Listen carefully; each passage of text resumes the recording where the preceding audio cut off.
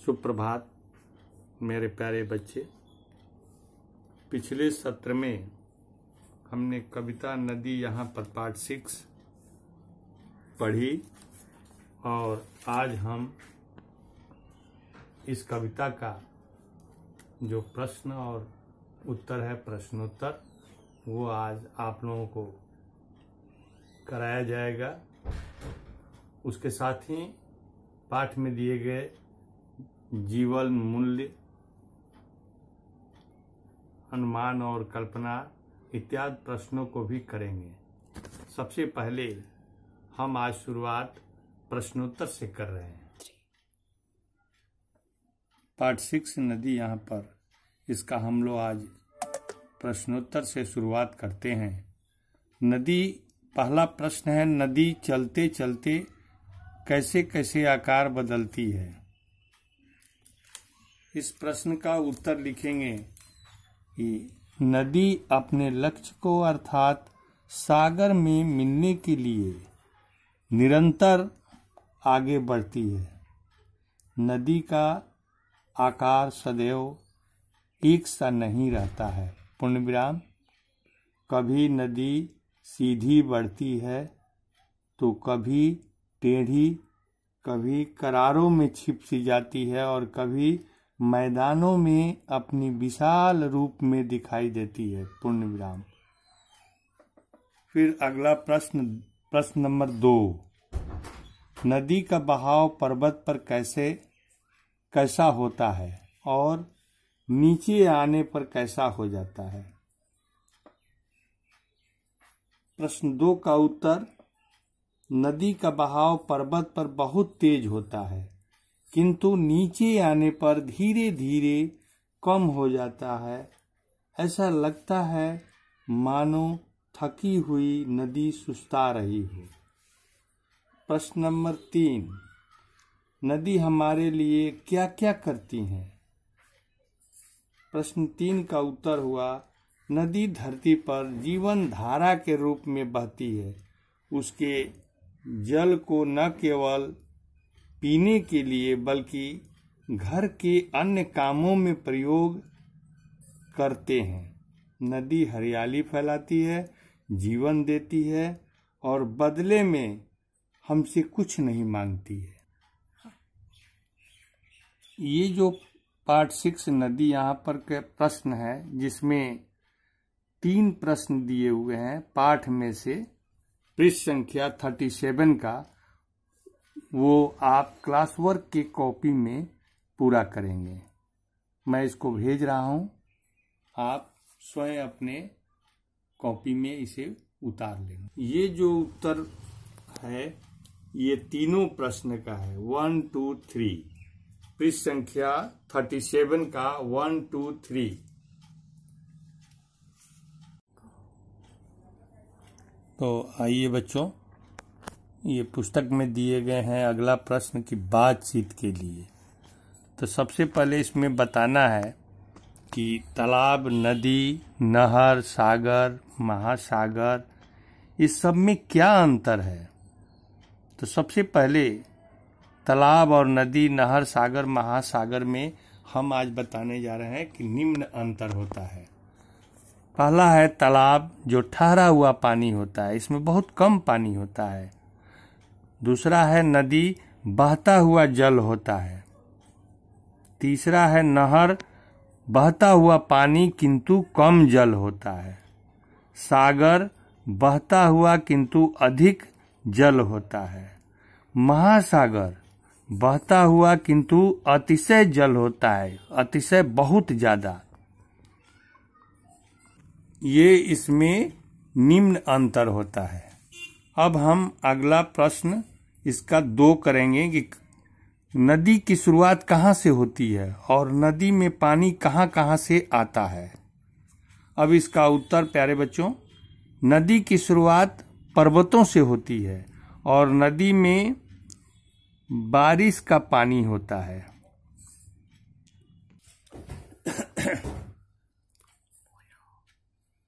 अब आगे बढ़ेंगे। फिर प्रश्न नंबर 3, आजकल नदियों का पानी गंदा और कम क्यों होता जा रहा है।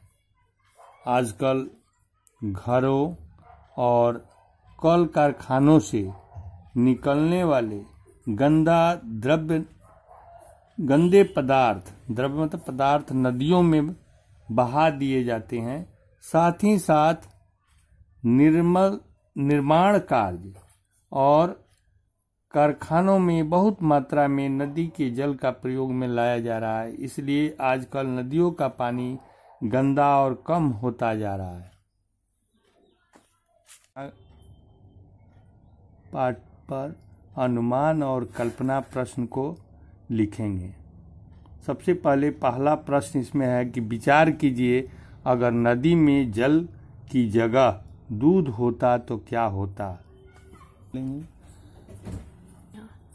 ये प्रश्न अनुमान और कल्पना से बताए जा रहे हैं। सबसे पहले हम जानते हैं कि इन प्रश्नों का केवल हम अनुमान और कल्पना कर सकते हैं, इसलिए एक अनुमान और कल्पना पर प्रश्न आधारित है। तो पहला प्रश्न इसमें का उत्तर है, अगर नदी में जल की जगह दूध होता तो पानी से जुड़ी समस्या पैदा हो जाती और कुछ दिनों के बाद दूध गर्म न होने के कारण खराब भी हो जाता।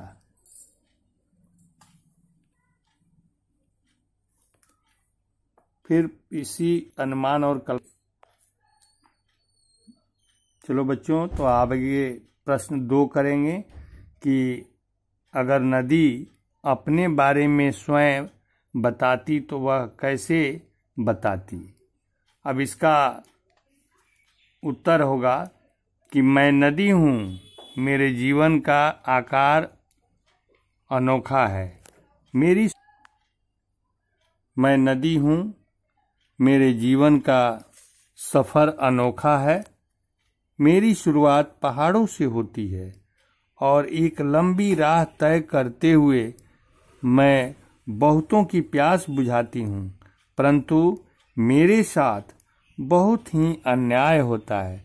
घरों और कारखानों से निकलने वाले दूषित पदार्थ मुझ में बहा दिए जाते हैं, जिससे दूषित हो जाती हूँ। मेरे जल में रहने वाले जीव जंतु भी मर जाते हैं, मेरा अस्तित्व भी खतरे में आ जाता है। उसी तरह अंत में मैं सागर में जाकर मिल जाती हूँ। ये नदी थी मेरे प्यारे बच्चों, ये नदी अपने बारे में कर रही है। ये नदी थी जो अपने बारे में बता रही थी। इसीलिए हमें नदियों के पानी को कभी भी दूषित नहीं करना चाहिए। नदियों को हमेशा स्वच्छ रखना चाहिए। हमें नदियों में कूड़े कचरे नहीं फेंकना चाहिए। हमें नदियों में कपड़े नहीं धोना चाहिए तथा पशु को भी नदियों में हम लोग नहलाते हैं, नहीं नहलाना चाहिए, क्योंकि इसी कारण नदी का पानी और जल दूषित हो जाता है। में दिए गए हैं भाषा की बात। तो सबसे पहले भाषा की बात में प्रश्न जो दिए गए हैं वो पढ़ रहे हैं। नीचे लिखे शब्दों के अर्थ का अंतर वाक्य प्रयोग करके स्पष्ट करना है। इसमें 3 वाक्य बनाने के लिए शब्द दिए गए हैं, क, ख, ग। क में पहला चाल, चाल से वाक्य बनाना है। तो समतल भूमि पर नदी की चाल धीमी हो जाती है, पूर्ण विराम। ये वाक्य हो गया चाल का। चलती, रीमा धीरे धीरे चलती है। चलते चलते, चलते चलते मेरे पैरों में दर्द होने लगा। ये भाषा की बात के प्रश्न पूरे हो गए। भाषा की बात में मेरे प्यारे बच्चों 2 प्रश्न दिए गए हैं।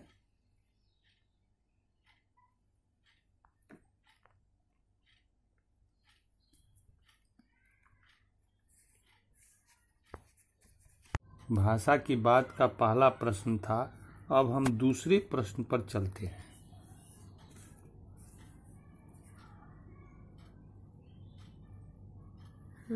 दूसरा प्रश्न, पाठ में आए 10 क्रिया शब्द छांटकर शब्दकोश के क्रमानुसार लिखना है। पुस्तक में से सबसे पहले आई, आती, चलती, जाती, देती, पाती, बनाती, बिखराती, लाती, सुस्ताई, ये सभी पाठ में जो आए हुए हैं क्रिया शब्द, ये पाठ में ही छाट कर दिए गए हैं और शब्दकोश के अनुसार ही लिखे गए हैं, क्रमानुसार। इसलिए सबसे पहले आई, आती, चलती, जाती, देती, पाती, बनाती, बिखराती, लाती, सुस्ताई। अब इसका तीसरा प्रश्न की तरफ चलेंगे।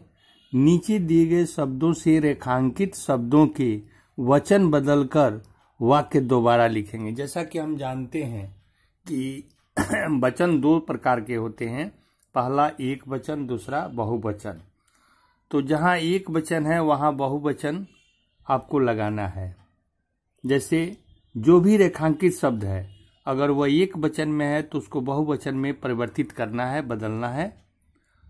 जो बहुवचन में है उसको एक वचन में उन शब्दों को परिवर्तित करना है।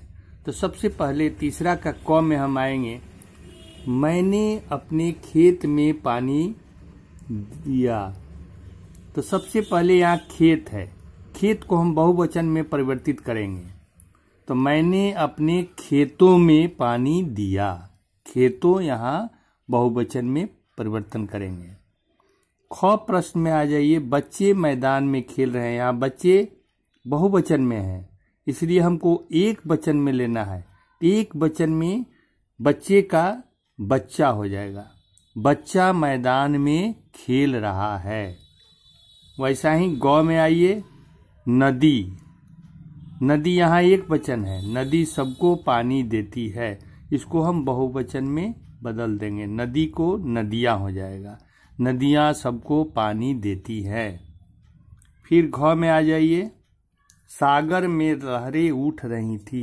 लहरें यहाँ बहुवचन में है, तो हम इसको एक वचन में करेंगे तो यहाँ लहर हो जाएगा। सागर में लहर उठ रही थी। अंगा में आ जाइए। मैंने दीपावली पर दिए खरीदे। यहाँ मैंने बहुवचन में है। मैंने दीपावली पर दिया खरीदा, तो दिया यहाँ एक वचन है, अब इसको दिए कर देंगे। च में आ जाइए। रीमा ने फूल उठाया। तो यहाँ उठाया को रेखांकित किया गया है, तो यहाँ हम उठाया को उठाए कर देंगे। रीमा ने फूल उठाए। मूल्य के प्रश्नों पर आएंगे। सबसे पहले जीवन मूल्य के प्रश्न को पढ़ते हैं। लहर उठाती जाती है लेकिन थकती कहीं नहीं। चाहे जितना पानी लो मन में बुरा न लाती है।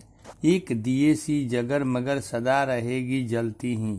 ऊपर लिखी जो भी पंक्तियां हैं उसके माध्यम से नदी हमें क्या क्या सिखाती है, तो इसका उत्तर लिखेंगे कि इन पंक्तियों के माध्यम से नदी हमें परोपकार करना सिखाती है और कभी भी किसी दूसरे के बारे में, दूसरों के प्रति अपने मन में बुरा न लाने की बात यहाँ बता रही है। अब इसमें प्रश्न 2 चलेंगे। क्या नदी के इन गुणों को अपनाने से हमारे व्यवहार में अंतर आएगा? कैसे? नदी के इन गुणों को अपनाने से हमारे व्यवहार में सकारात्मक अंतर आएगा। हमारा व्यक्तित्व निखरेगा, समाज में हमारा सम्मान बढ़ेगा, इज्जत बढ़ेगा और हम सदा के लिए इतिहास के पन्नों में अमर हो जाएंगे। यही इसमें इनकी दिए हुए बताए गए हैं। मेरे प्यारे बच्चों, अब आज यहीं अपनी समाप्त कर रहे हैं। सबसे पहले बातचीत के लिए और अनुमान और कल्पना और जीवन मूल्य, ये सभी को अपने क्लास वर्क कॉपी में ही आप नोट कर लेंगे। और आज गृह कार्य नहीं दे पा रहे हैं, अगले टर्म में गृह कार्य दिए जाएंगे। भाषा की बात को भी आप उत्तर पुस्तिका में ही नोट करेंगे। धन्यवाद।